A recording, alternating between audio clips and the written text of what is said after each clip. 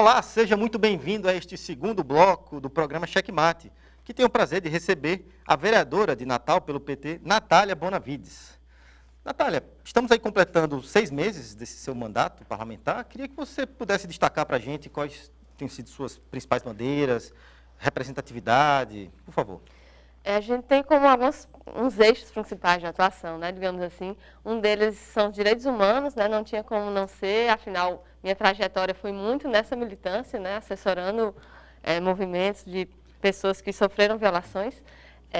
Direito das mulheres, que também não tinha como ser diferente, né, na própria campanha a gente tinha isso como foco, né, de que ia ser uma candidatura feminista que pautasse esses temas, e direito dos trabalhadores e das trabalhadoras, né, como o mandato do PT também não podia deixar de ser assim.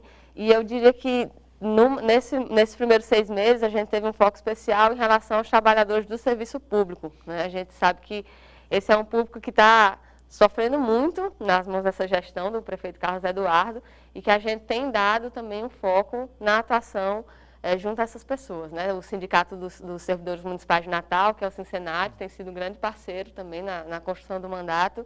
E são, acho que, esses principais eixos que a gente tem atuado. Vamos à nossa pergunta? Natália, quais são os próximos projetos para colocar em prática nos próximos anos? A gente tem alguns projetos de lei que a gente está terminando de redigir e tem alguns projetos que não são projetos de lei. Os projetos de lei, o próximo que a gente deve protocolar lá na Câmara é um da alimentação saudável, né? A gente sabe que hoje a questão do agronegócio tem feito com que muitas vezes a gente se alimente de uma forma que é prejudicial, né, à nossa saúde. Isso tem a ver com a questão política de que como a reforma agrária não foi feita no Brasil, né, como a agricultura familiar não é priorizada nas políticas públicas, apesar de ser a agricultura familiar quem mais coloca comida na nossa mesa, né, não. Então, a gente vê hoje esse consumo grande de alimentos com muito agrotóxico e alimentos provenientes dessas fontes que não são tão saudáveis. Então, a gente queria fazer um projeto de lei para que as escolas municipais, os hospitais municipais, os locais municipais que compram alimentos tivessem uma porcentagem mínima para fazer a compra direta da agricultura familiar, né? Isso não só se reflete na alimentação, mas se reflete nessa lógica que a gente acha que é a que deve ser defendida, que é da produção de alimentos pela agricultura familiar. Então, esse é o próximo projeto de lei que a gente deve protocolar.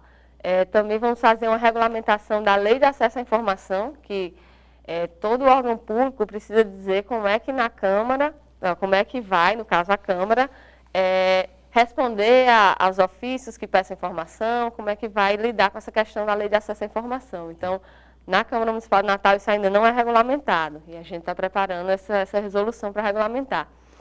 Mas, para além dos projetos de lei, a gente tem alguns projetos que é como se fossem de extensão do mandato, né? Que é para fazer um curso de Direito das Mulheres, devemos iniciar no próximo semestre, que a gente viu na campanha, está vendo no mandato, que a questão da violência contra a mulher ainda é muito, muito, muito, muito sensível, né? Ainda é muito grave. As coisas não estão melhorando, na verdade, os feminicídios têm aumentado, os relatos de assédio têm aumentado, os relatos de violência obstétrica têm aumentado, né? A gente considera que uma das formas de enfrentar isso, né, não dá para enfrentar isso só com projetos de lei, apesar de também ser uma das frentes, mas a gente também precisa popularizar essas informações, né? A gente também precisa chegar nas pessoas que sofrem essas violações e ainda não sabem que providências tomar para combatê-las. Então, esse é um dos projetos que a gente vai iniciar em algumas comunidades aqui de Natal, um curso de Direito das Mulheres. Natália, nesses 6 meses, você já passou por uma situação explícita de machismo, preconceito, do tipo, olha, aqui não é o seu lugar, aqui não é o lugar da mulher? Teve um vereador, né, teve até uma certa repercussão, que em resposta a alguns manifestantes que estavam no plenário, disse, aqui não é lugar de mulher, aqui é lugar de homem. E aí, na minha resposta a ele acabou fazendo outra coisa ainda, que foi quando a gente estava discutindo, ele disse para eu ficar calada. E aí ele ouviu que nunca mandasse eu ficar calada, né, e várias vezes, foi um conflito que teve, mas é um dos exemplos, né, de situações explícitas de machismo, que eu lamento muito dizer que realmente aconteceram, né? Os outros são mais sutis, né, como eu ia falando. As mulheres que participam dos espaços políticos sentem muito isso, né? E isso é em todos os lugares, né? Na reunião do partido, na reunião do centro acadêmico, na reunião também na Câmara, que é essa diminuição da nossa voz, né? Sempre prestam menos atenção no que a gente fala, sempre vem menos se a gente pediu lá para ser inscrita para falar, repetem o que um homem falou, mesmo que uma mulher já tivesse falado antes, né? Isso é muito comum, né? Acho que essas situações, né? Teve algumas outras na Câmara em relação a pessoas que trabalham comigo, de assédio, né? Que isso também é muito grave, a gente também está tentando encaminhar, vamos fazer inclusive uma audiência pública sobre assédio no espaço de trabalho, porque também é uma situação que as mulheres ficam muito vulneráveis de aconteça. Assédio sexual, de fato? Também, assédio sexual e assédio moral. Vamos a mais uma pergunta?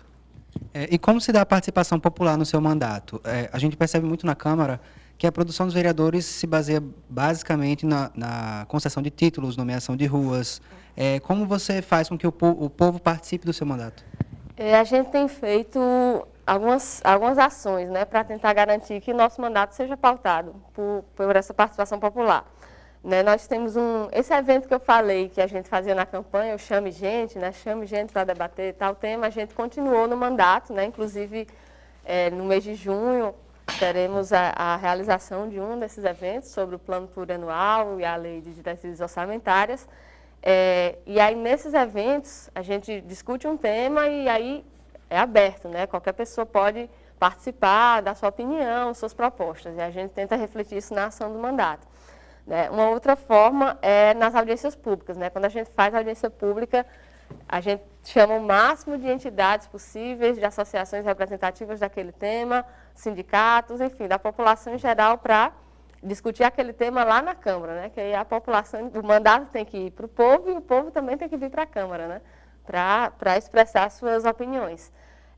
Tem outra forma que é isso que eu venho sempre falando em relação a essa parceria com os movimentos sociais, né? Então, muito da nossa atuação é nesse diálogo com esses sujeitos. Então, por exemplo, na Comissão de Direitos Humanos da Câmara, que eu presido, a gente começou a pautar 2 temas por causa das demandas desses movimentos. Né? Na primeira sessão, a gente fez a oitiva de denúncias de pessoas em situação de rua, que estavam trazendo situações de violações de direitos nos serviços municipais. Né? A gente tem aqui em Natal, tem o albergue municipal, tem o Centro Pop, que é o centro de referência da população de rua. E aí o pessoal do movimento da população de rua foi lá na Câmara, na sessão da Comissão de Direitos Humanos, fazer suas denúncias. E, recentemente, a gente fez isso com as associações que lutam contra a transfobia. Né?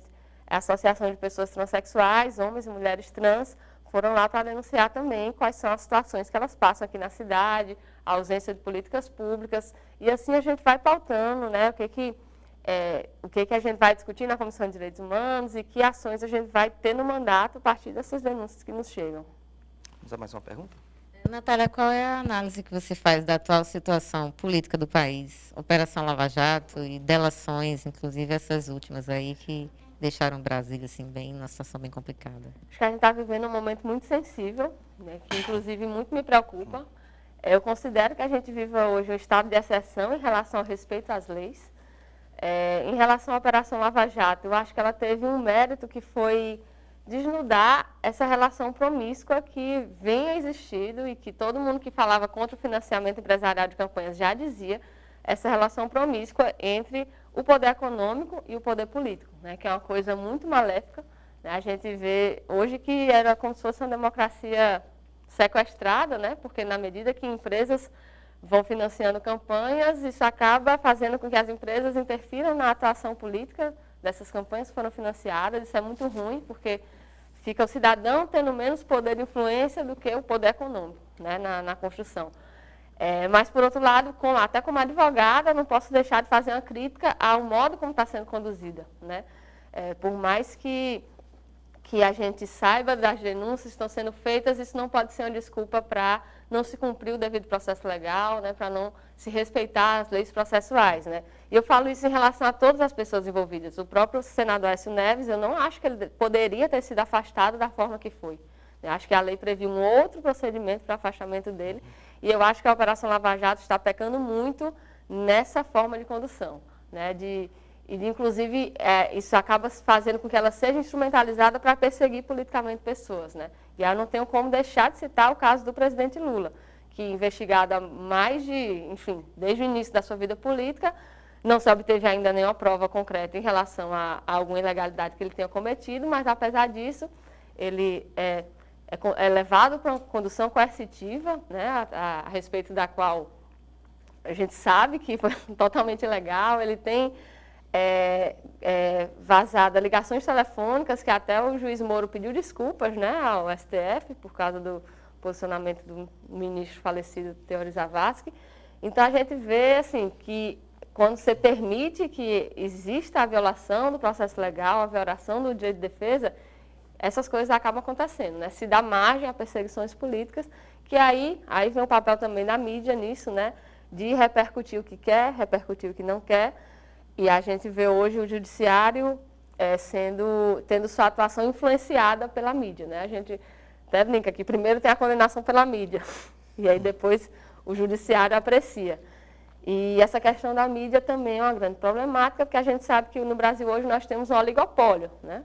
Poucas empresas dominam completamente o mercado da comunicação no Brasil e, a partir disso, essas empresas têm seus interesses econômicos, têm seus interesses políticos e elas que têm esse direito de massificar a opinião, que nós, cidadãos comuns, não temos, e elas vão massificar essa opinião que seja de acordo com o que elas defendem, né? Então, a gente acaba vendo que isso também tem influenciado na Operação Lava Jato. Mais uma pergunta? Natália, na Câmara Municipal de Natal, tem algum projeto seu ou teve que já foi aprovado?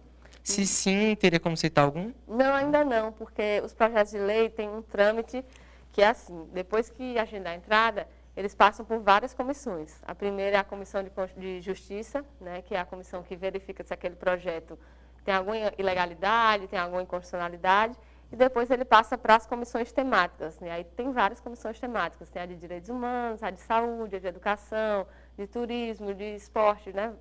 E aí, nesse trâmite, depois que ele vai ao plenário, passa numa votação, depois passa na segunda. Então, ainda não tem nenhum projeto de lei aprovado, mas eu acho que no semestre que vem, sim. Natália, a gente, nas nossas pesquisas, viu que você fez mestrado aqui pelo Departamento de Direito, e o tema principal é a democratização da mídia. Resumidamente, o que é essa democratização da mídia e qual a importância disso? Eu fiz mestrado aqui em Direito Constitucional, aqui na UFRN. Meu tema era Direito à Comunicação, né? Apesar de ser em Direito Constitucional, mas o foco foi a concessão de rádio e TV para políticos, que a gente sabe que tem tudo a ver com o nosso Estado, né? Que muito da comunicação daqui se construiu nessa, como eu diria, vinculação com as famílias políticas tradicionais. E foi esse o tema específico que eu estudei, mas não tem como estudar isso sem estudar a democratização da mídia no geral, né? E, para mim, falar de democratização da mídia hoje no Brasil é falar, na verdade, de como o Brasil e seu sistema político está funcionando, né? Porque a gente sabe que um país do nosso tamanho, com o tanto de pessoas que nós temos, acabou que a própria mídia que virou um dos principais palcos de debate, né? Então, é por onde as pessoas se informam, é por onde as pessoas... claro que as pessoas formam suas próprias opiniões, mas elas formam suas próprias opiniões a partir das informações a que elas têm acesso, né? Então, hoje, a gente tendo no Brasil oligopólios, significa que poucas empresas detêm esse mercado, a gente tem a democracia muito prejudicada, né? Porque a gente tem uma diminuição imensa da diversidade, a gente tem uma priorização, um privilégio de classes políticas, que são as que são representadas por esses setores econômicos. E aqui, por exemplo, no Rio Grande do Norte, essa minha pesquisa sobre políticos que têm, né, as concessões de rádio e TV. A gente vê, usa até um termo chamado coronelismo eletrônico, né, que é por que isso? Porque as mesmas famílias tradicionais que, da época do coronelismo, acabaram sendo as famílias que viraram as detentoras dos meios de comunicação. E a gente vê hoje uma esperança muito forte na internet, por exemplo, né, nas redes sociais, em ter isso como uma possibilidade dos cidadãos massificarem suas opiniões, mas eu ainda vejo como potencial. Eu não acho que isso já aconteça, né? Eu vejo ainda a internet como potencial de democratização. Porque hoje, por exemplo, é só metade do país, praticamente, que acessa regularmente a internet, enquanto em relação à televisão, o IBGE considera um bem universalizado, né? Quase 100%. Mais pessoas têm TV do que geladeira. Então, daí vocês tirem o poder que a TV aberta ainda tem, né?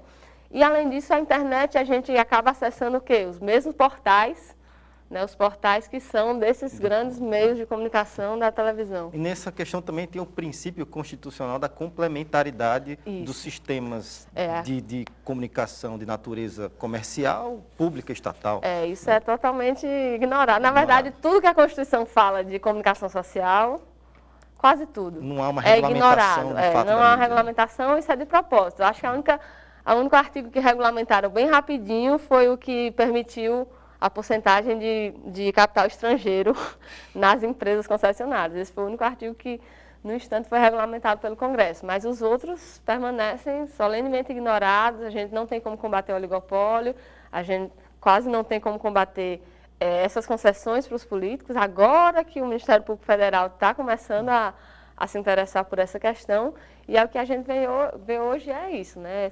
Essas grandes empresas pautando, né, escolhendo o que vai ser massificado, o que não vai ser massificado, e quais informações vão chegar para cidadãos. E se elas escolherem esconder uma parte da realidade, muitas pessoas nunca vão saber dessa realidade que foi escondida. E, assim, eu considero que o oligopólio da mídia hoje é muito prejudicial para a democracia, né? É um dos grandes X da questão, quando a gente discute até a política do Brasil. Temos mais perguntas? Natália, como você avalia o Poder Executivo Municipal? Eu avalio de forma muito crítica. Eu, mesmo antes de ser vereadora, eu sou advogada, né? É isso que eu sou, essa é a minha profissão. E eu atuava com advocacia assessorando alguns sindicatos, entre eles o Sinsenato, que é o Sindicato de Servidores Públicos Municipais.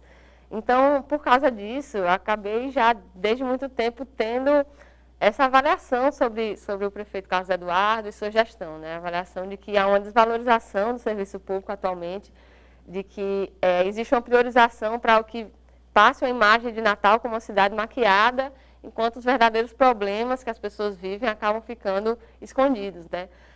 Um exemplo que eu posso até dar sobre isso, no ano passado, existia um calendário de pagamento dos servidores, que foi cumprido até outubro.